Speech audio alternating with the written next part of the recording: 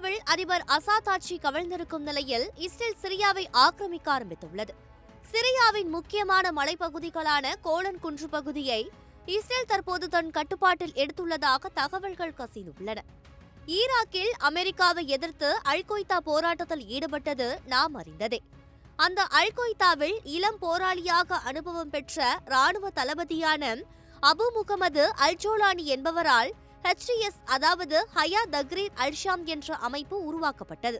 அண்மை நாட்களாக அந்த குழு சிரியாவில் அசாத் அரசுக்கு எதிராக அவ்வப்போது ஆங்காங்கே கிளர்ச்சி செய்து வந்த நிலையில் அங்கே ஆட்சியை தூக்கி வீசியிருப்பது உலகத்தின் கவனத்தை திருப்பியுள்ளது.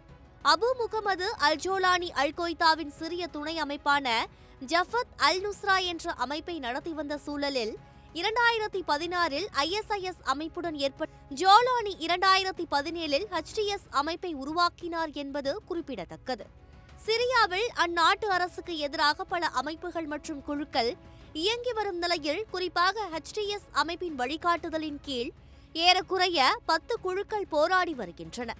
அவற்றில் இந்த HTS குழுக்கள் தான் தற்போது சிரியாவை கைவசப்படுத்தியுள்ளதாக கூறப்படுகிறது.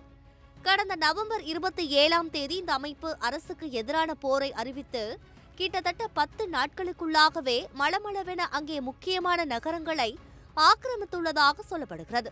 HTS மூத்த தளபதி லெப்டினன்ட் கர்னல் ஹசன் அப்துல் கானி இது தொடர்பாக கூறுகையில், அவர்களின் நடவடிக்கைகள் டமாஸ்கஸின் வீழ்ச்சியை உறுதிப்படுத்துவதாக இருப்பதோடு மட்டுமல்லாமல் தாங்கள் செல்கிற வழியில் இருக்கும் பிணை கைதிகள் மற்றும் சிரிய அரசு இத்தனை காலம் அடைத்து வைத்திருந்த கைதிகளை எல்லாம் விடுதலை செய்து வருவதாகவும் கூறியுள்ளார். இப்படி சிரியாவில் அதிபர் அசாத் ஆட்சி கவிழ்ந்துள்ள நிலையில் இஸ்ரேல் சிரியாவை ஆக்கிரமிக்க தொடங்கி தற்போது சிரியாவின் முக்கியமான மலைப்பகுதிகளான கோலன் குன்று பகுதி இஸ்ரேலின் கட்டுப்பாட்டுக்குள் வந்திருப்பது பரபரப்பை ஏற்படுத்தியுள்ளது.